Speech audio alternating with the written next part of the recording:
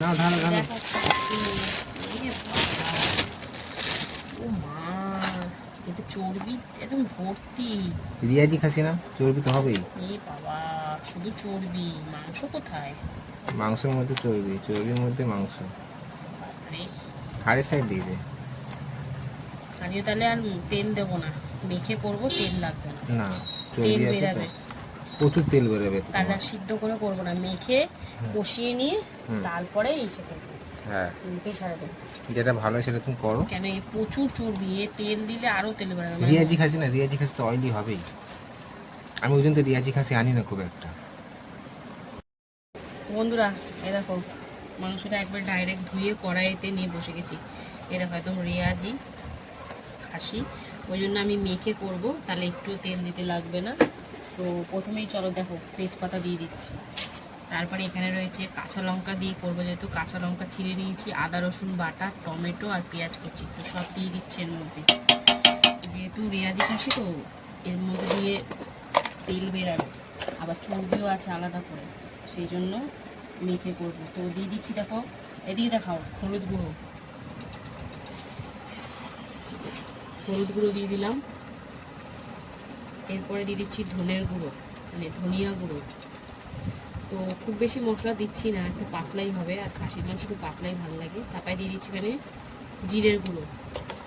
আর এখানে দেখো মিট মশলাটা আছে, ওটা পরে দেবো কষতে কষতে। তারপরে দেবো এতে লবণ, যেহেতু তেল দিয়ে মাখবো না, যদি এমনি খাসি হতো তাহলে একটু তেল দিতাম। তো এই যে একটু লবণ দিয়ে দিলাম, সব দিয়ে এখন সুন্দর করে মেখে নেবো। আর আলুটাও আজকে কাঁচাই দেবো, আমি বিশেষ একটা মানে মাংসেতে আলু কাঁচা দিই না, ভেজেই দিই, তো আজকে কাঁচাই দেবো। তো চলো সব দিয়ে দেখবে, এটা দিয়েই কত তেল বেরাবে, যেহেতু এটা রেয়াজি খাসি। এরকম মাংসের গায়ে গায়ে পুরো চর্বি লেগে আছে, সব কটা মাংসের গায়ে গায়ে। তো যাই হোক, চলো এই যে মেখে নিলাম, মশলা তো দেখতেই পেলে কতটা পরিমাণে কি দিলাম। এখন হচ্ছে কষতে কষতে যেটা বেরাবে। আর আমি যে চর্বিটা এনেছে কিনে সাইড করে রেখে দিয়েছি, ওটা পরে দেব, এখন দিলে গলে পাক হয়ে যাবে, পরে খুঁজেই পাওয়া যাবে না। তো চলো এবারে এটাকে গ্যাসের উপরে বসাবো, সুন্দর করে কষাবো, তারপরে প্রেশারে দেবো সিদ্ধ করার জন্য।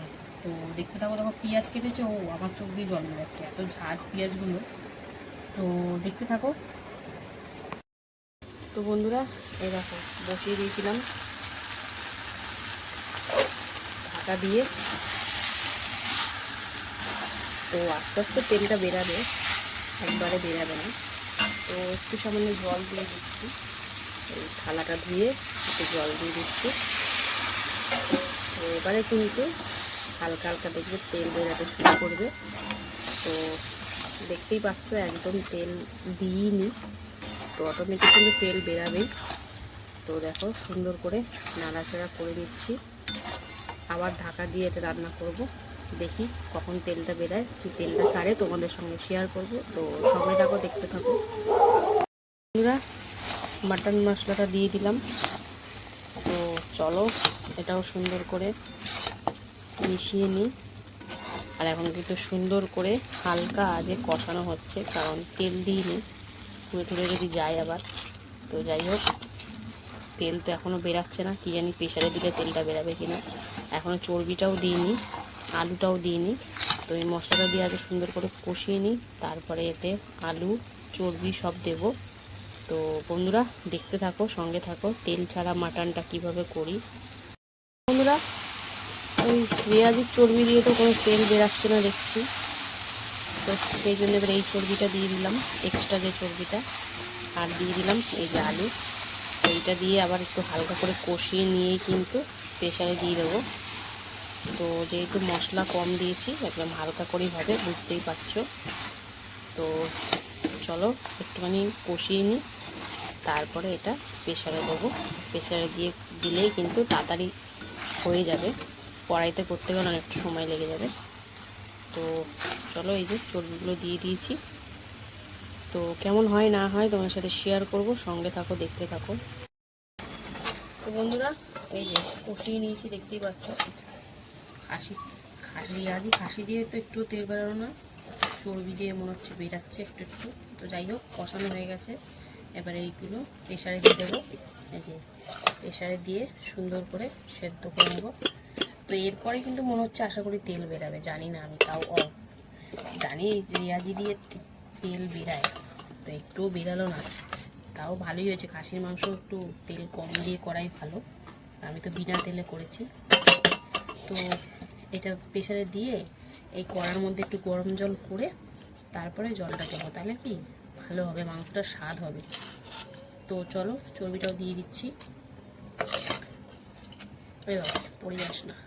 এই দেখো এটা কি যেন বলে, সিনার পিস। তো মাংসটা বেশ ভালোই এনেছে। তো চলো দিয়ে দিলাম। এবার এই যে কড়াইটার মধ্যে অনেক মশলাপাতি লেগে আছে, এর মধ্যে এবার গরম জল করে তারপরে এর মধ্যে দেবো। বন্ধুরা এই যে গরম জল দিয়ে দিলাম, আর সাথে গরম মশলা গুঁড়ো অল্প করে দিয়েছি, কেন রাত্রির বেলা তো কত আর ঝোল করব, দিনের বেলা হলে এই ঝোল উঠে যেত। তো যেহেতু আমরা বাসি কিছু রাখি না, সেই জন্য আর ঝোলটা বেশি করলাম না, তাও দেখবে অনেকটাই ঝোল হয়ে যাবে। তো যাই হোক, এবারে প্রেসারে মিনিমাম 5-6টা সিটি তো দিতেই লাগবে, খুব একটা আমি বেশি কষাইনি, মোটামুটি কষিয়েছি। তো চলো এটাকে এবারে সিটিতে বসাই। তো বন্ধুরা এই যে মাটনটা কিন্তু মিনিমাম ভেবেছিলাম 4-5টা সিটি দেবো, 4-5টা দিইনি, দিয়েছি হচ্ছে 7টা মতন। চলো দেখি মাটনটার কি অবস্থা। এই দেখো বন্ধুরা তেল দেখেছো, মানে তেল ছেড়েছে, আমি জানি জল দিলেই তেল বেরাবে, এখন মনে হচ্ছে তেল দিয়েছি আমি, কিন্তু না, আমি একটুও তেল দিইনি। আস্তে আস্তে গরম, দেখো একদম ধোয়া উঠছে। তো এটাকে ওই কড়াইতে ঢালার একটাই কারণ, আর একটু ভাবছি হালকা করে ফুটিয়ে নেব, তারপরে এটা খাওয়া হবে। তো চলো এটাকে এবার একটু ফুটিয়ে নিই। বন্ধুরা দেখো কড়াইতে দিয়ে টকবক করে ফুটিয়ে নিলাম, আর একটু সামান্য লবণটা কম ছিল, ওই মাখার সময় যে লবণ দিয়েছিলাম আর লবণ দিইনি, সেই জন্য একটু লবণও দিয়ে দিলাম হালকা করে। তো আমার মাটন রান্না কিন্তু কমপ্লিট, একটু পাতলা করেই ঝোল করেছি, খুব বেশি কিন্তু আমি মানে গ্রেভি করিনি, আর মশলাও দেখলে তো একদম কমই দিয়েছি। তো চলো মাটন তো রেডি, এবার জাস্ট খেয়ে দেখা হবে কেমন হলো না হলো। তো চলো এখনের মতন রান্নাবান্না কমপ্লিট। তো এটা কী দিয়ে খাবো না খাবো তোমাদের সাথে সবটাই শেয়ার করব। তো সঙ্গে থাকো, দেখতে থাকো। আর মাটনটা কেমন রান্না হয়েছে অবশ্যই কমেন্টে করো, একদম হালকার ওপর পাতলার ওপর করেছি। তো বন্ধুরা এই যে খাসির মাংস রেডি, জল ঢেলে নিলাম, একদম কাঁচা লঙ্কার ঝালে করেছি, কোনো রকম গুঁড়ো লঙ্কা বা কাশ্মীরি লঙ্কা কিছুই কিন্তু দিইনি। তো কালারটা কেমন এসছে বলো, আর মাংসটা কেমন হলো সে তো আমরা তোমাদের জানাবোই। চর্বিটা আগে প্রথমে একটু কামড় দিয়ে দিই।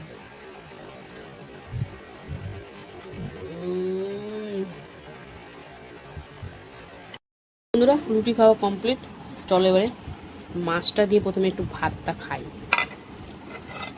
এই যে একটু গ্রেভি আছে, আজকে মাছটার কালিয়াটা এত সুন্দর হয়েছে, আর গ্রেভিটা পুরো মাছের ঝোলে মনে টেনে নিয়েছে। তো চলো যেটুখানি গ্রেভি আছে দিয়ে মাখি। এই যে নিলাম, সেই স্বাদ, মাছটা তার মধ্যে তো দারুণ মাছ। এই দেখো ঝোল যেমন টেনেছে ভেতরে, দেখেছো মাছের কালার চেঞ্জ হয়ে গেছে, ঝোল টেনে নিয়েছে, এই জন্য মাছের কালার হলদে হলদে হয়ে গেছে। তো দারুণ মাছ, মাছ নিয়ে কোনো কথা হবে না। তো চলো মাছটা দিয়ে ভাতটা খেয়ে নিই কিছুটা, তারপরে যে মটনটা খাবো। তো সঙ্গে থাকো। তো বন্ধুরা মাছটা দিয়ে ভাতটা জাস্ট ফাটাফাটি লাগছে, মাছটা এতটা সুন্দর, এই যে মাছ নিয়ে ভাত নিয়ে দারুণ। কাতলার চর্বি তেল, এত চর্বি খাওয়া ভালো না, মাংস খেলে কিছু হয় না, এরপর তো খাসির চর্বিটা খাবো আবার।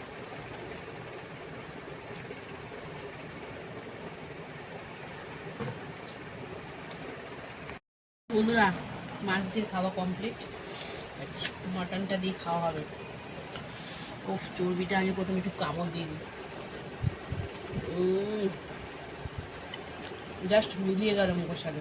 এটা রাখি, লাস্টের দিয়ে খাবো না। চলো মাটনটা একটু নাড়িয়ে ঢেলে দিলাম।